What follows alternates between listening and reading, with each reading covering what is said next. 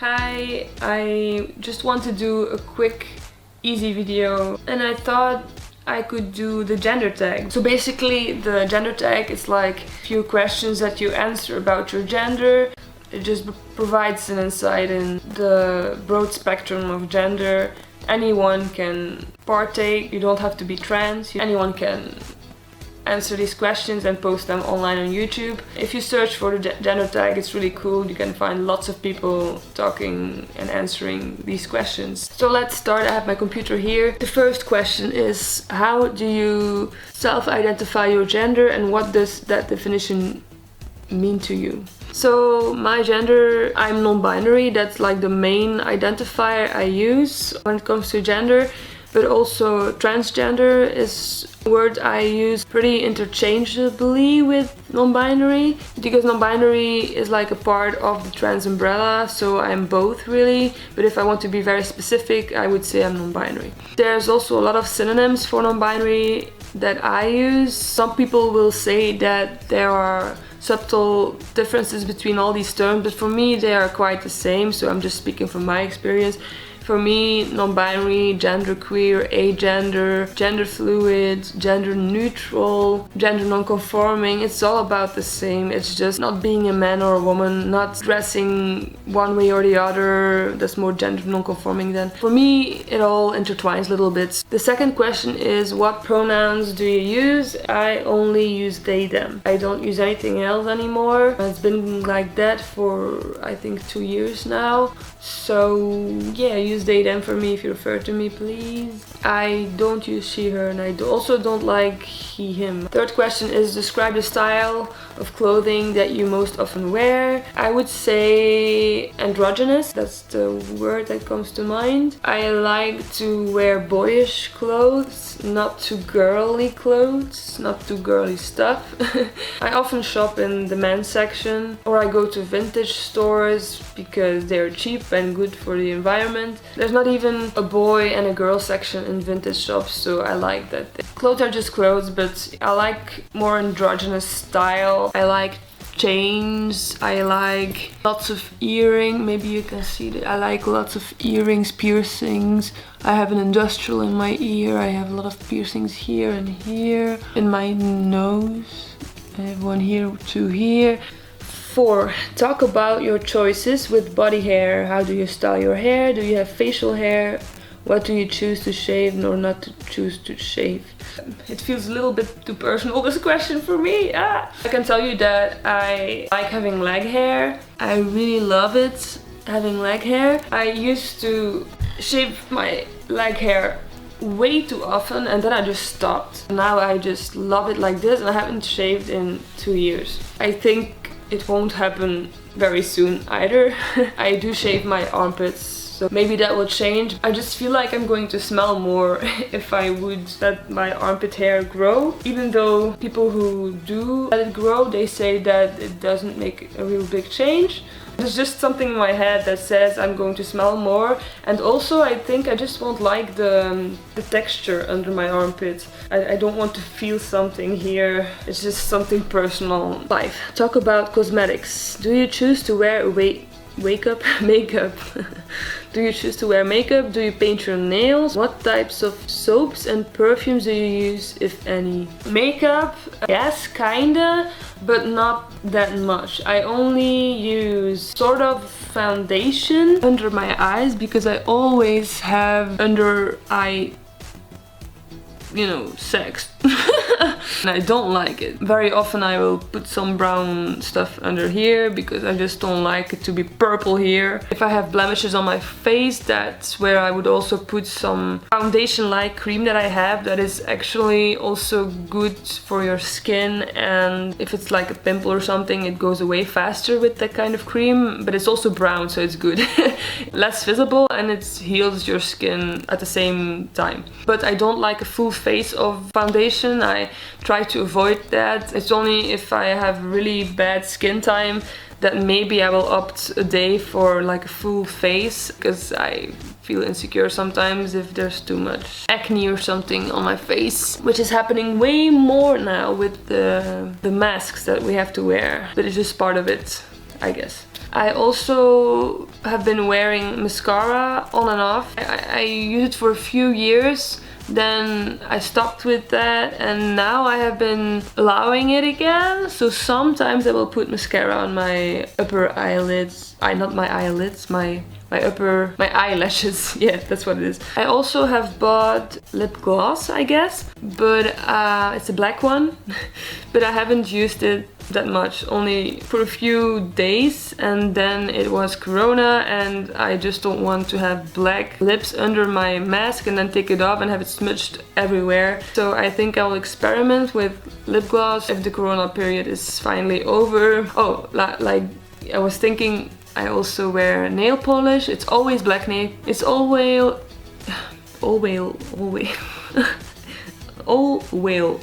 It's a whale. I always try to wear black nail polish. It's part of my style. I like to look like I'm a person who's alternative, because I like alternative music, I like alternative people, and it's just part of my style to have black nails. But it always goes off very fast because I play the guitar and it just goes off, and I bite my nails sometimes, so that's not good, and then it goes off, bitch. But only my nails on my hands, not on my toes. That's just wasted time if you ask me. Then, what types of soaps and perfumes do you use, if any?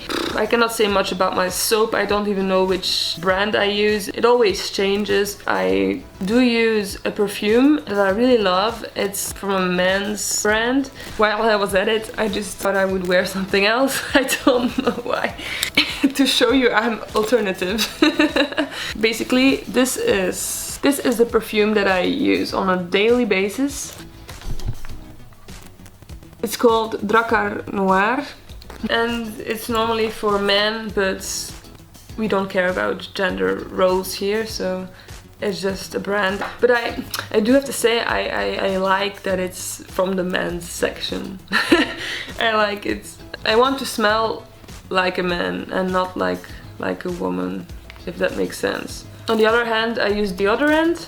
For that I use more feminine smell, like strawberry smell or something. Have you experienced being misgendered? If so, how often? Yeah, of course I have. I think it just comes with having a pretty female face. Then people will just treat you as a woman. And also because being non-binary is just not really something many people consider, so they pick one of the two options, man or woman. How often? I don't know, on a daily basis.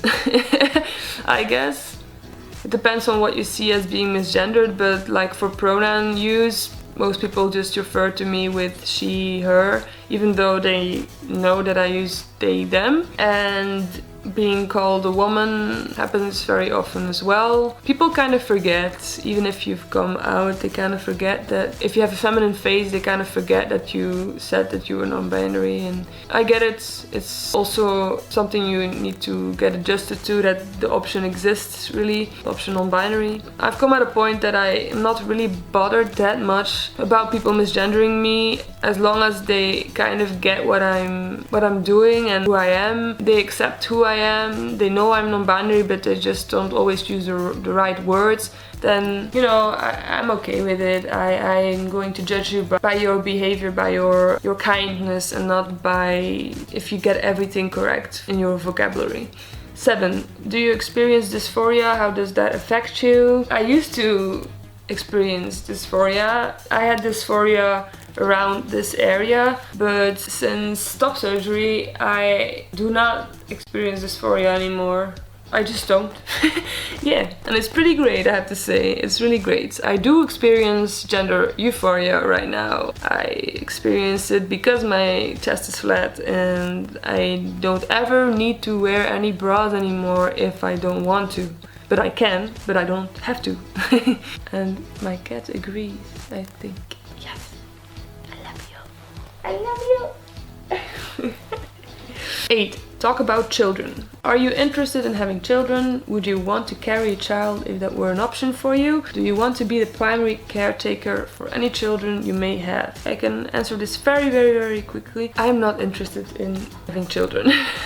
And I have never had any interest in having children.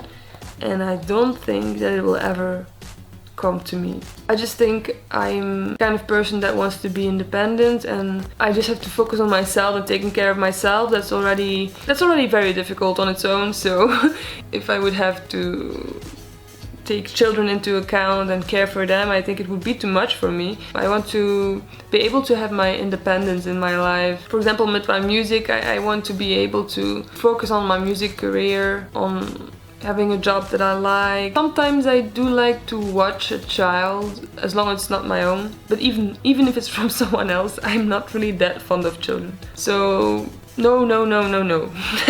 9. Talk about money. It's important to you to provide for a family financially if you choose to have one. It's important to you that you can earn more than any partner you may have. So the family, I won't have a family, so no problem. Money-wise, with my partner that I don't have and I have never had.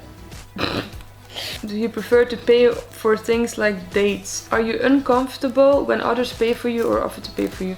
I don't really care who earns more or less. I have never been in a long-term relationship, so I don't know how money would play out in a long-term relationship. I do know that I don't let gender roles define who pays for what. I think stuff has to be in balance. One person should not be paying all the time and then the other one never. Only a reason could be if the other person is really poor or, you know, has a reason to not be able to pay anything. If you earn kind of the same amount, then I think you should both provide, both do your part, and both be kind to each other and sometimes give a gift to the other one. I'm not uncomfortable if someone pays for me, as long as they don't give me too much stuff, because then I would feel like I also have to give as much stuff as they give me, and then I get into this spiral of I do want to give this person stuff, but I also don't want to lose all my money. Yeah, I don't want to overdo it, you know? But I think everything comes down to communication. You need to communicate with your partner and let them know what you are okay with getting and giving and all that kind of stuff. 10. Anything else you want to share about your experience with gender? I think gender is just a continuum, just like sexuality is. Don't be scared to experiment with labels. Don't be scared to not use any label. Just be yourself. That's what it all comes down to, really, in the end. Sometimes change in your sexuality can also have an impact on your gender, how you feel gender-wise. A change in your gender can also have an impact on your sexuality. I would say if you feel it, you feel it. Don't think something is not possible until you have talked to a person about it. If it comes to a relationship or having feelings, labels are just labels, and sometimes you experience stuff that you hadn't ever imagined would happen. Maybe the other person just feels the same, even if label-wise it didn't make any sense. It's what we preach in the LGBT community, love is love, but it really is. So anyone can be with anyone, as long as we're just people trying to let love in. Don't put yourself in a too tiny box. Try to be yourself always. That's it. Okay.